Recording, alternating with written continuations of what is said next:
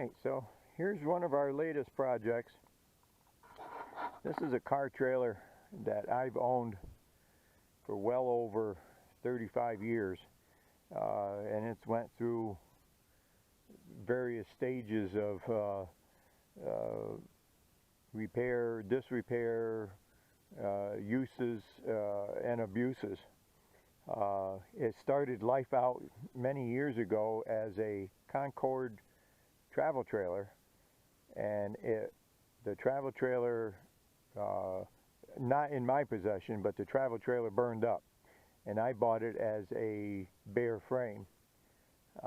So it's morphed into several different configurations through the years, and the latest configuration is a car trailer, and which is probably what it's going to stay at now. We use this various race cars and trucks and mud trucks and modified stock cars and pro stocks and everything else has been on this thing. This area here used to be an area where we put a rolled up toolbox and a pit box. So that's why the ramps are not coming up all the way. We're going to finish the ramps off. We're going to bring the ramps on up and do away with that small area that we had here. And it's an open center. This is only going to be used for cars or trucks or whatever from now on. But it was, the axles were in very, very bad shape. And a couple years ago now, I built 2 new axles. What we did is we used 6,000-pound mobile home axles, centers, and I took the hubs, the hubs, and cut the hubs out and fitted them in the end. We cut the end of the mobile home axle off, and then we fitted the drop axle spindle into the hub, and then we re-welded it. Then I put new spring hangers on and mounted the axles. The brakes on these spindles were totally gone. They were shot, and so we drug it out of the weeds here, and we're going to resurrect it and have a couple of different videos onto it. We're going to completely rewire the whole trailer with all new lights and all new wiring. We'll show how we do that. I've already started. These are brake assemblies. If you've been following along in some of my videos, these are brake assemblies out of a fifth wheel trailer that I built into a toy hauler.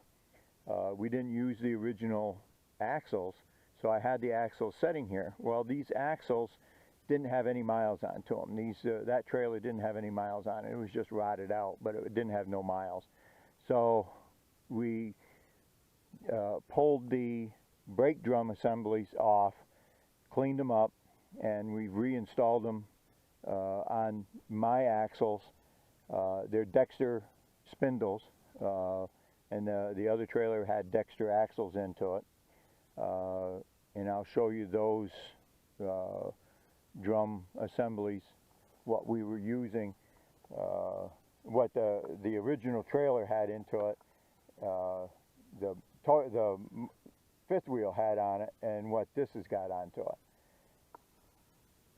So it'll be an interesting little build here, and we'll see if we can get her done before winter. Okay, here's the 2-style drums that you used to find years ago back in the 70s. I don't know how many years they carried these style drums, but this is the drum, this is the kind of drum, and this is the kind of wheel that was on the fifth wheel trailer, and that we used as a toy hauler, or that we rebuilt as a toy hauler. This drum is what is on my car hauler. So we needed the brake drum, and this was a question that I seen listed several different places on different RV sites, whether or not you could change from this style to this style. And the answer to that is absolutely yes. There is no difference as far as the drum or the bearings on those axles. They're Dexter axles, and I pulled both of these apart. I checked the bearings. Their bearings are identical. The distance on the spindle is identical. The brake, the inside of the drum is the same size brake shoes, everything. So it's a straight swap. So what we're doing, since the brake shoes and backing plates, etc., are the same, we're taking the ones off from this one, off the old toy hauler, which had no miles onto it, and the brakes are still in good shape. This is one of the axles that is off the toy hauler. They're good axles. There's nothing wrong with them. And now we can modernize them if we ever need to at a later date for another project. We can put later model brake drums onto them. Well, that's a good idea. That's a good thing to know. And so now we have another set of axles that we can use if they're the right ones for the right project. There's the other axle, and there's the other drums. So we have bearings, we have all kinds of extra parts right at this point. So what we're doing at the present time is my brake drums are in really sad shape.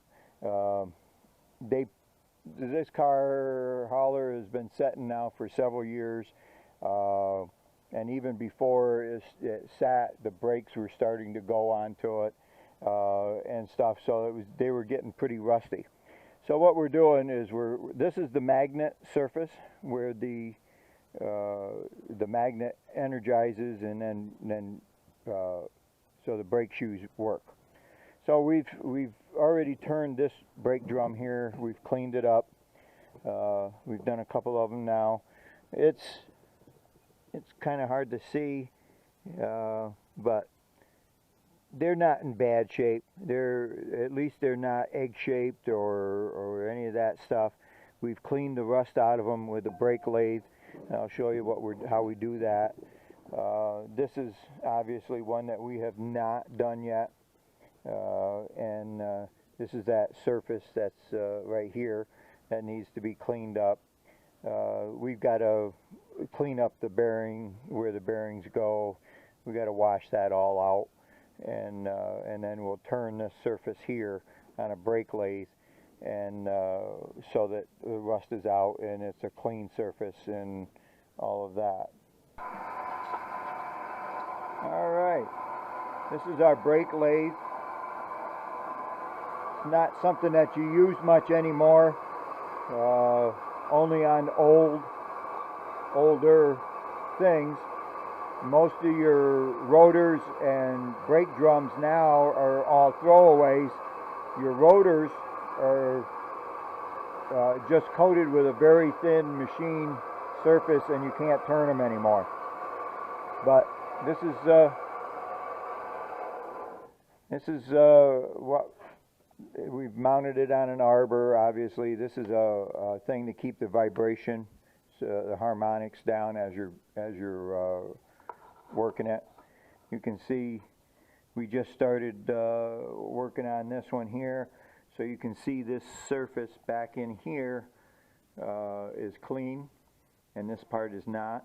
So it'll work its way out. We'll do this a couple times and make sure that the surface is true and clean, and a good area where the brake shoes will grab onto and not have to worry about grabbing or not working at all. And so we still have to clean up some other areas like the brake area. We've only rudimentary cleaned that area there. So this is one of those things, once you set it up, you just set it to go and it goes. And this is automatic stop here. You set this as this turns, you can see this very slowly turning, and as the arbor goes out, this here will go out, and then as this goes out, this here goes out also. So as it goes out, it'll push this lever. When this hits this, it'll push this lever and then it shuts off. So not something that I got to stand right here because this is a time-consuming process. Alright, one thing I didn't show while we were over here, this is the magnet that grabs that surface that I was talking about. And when the magnet comes, it hits that surface and energizes, it pushes, it goes in this direction. And this brake shoe here goes out. Okay? And if you're in reverse, this one goes out. Now you notice this one doesn't go very far at all, comparatively speaking. Okay? And there's a reason that you don't need a lot of brakes going in reverse. You need them more going in forward position. Okay, this needs to have the drum onto it, or otherwise, and I'm moving it a little bit further than what it normally would move. You can see where I've lubed all the points and made sure everything was clean. We've taken it apart, cleaned everything, burnished the shoes, made sure that they were clean and oil free and stuff like that, which they were to begin with. When you mount these, it's the small shoe. If you notice, there's a smaller shoe and a longer shoe. The small shoe goes in the front, the magnet goes on the bottom. That's the easiest way to remember that. That's how these go together. All right.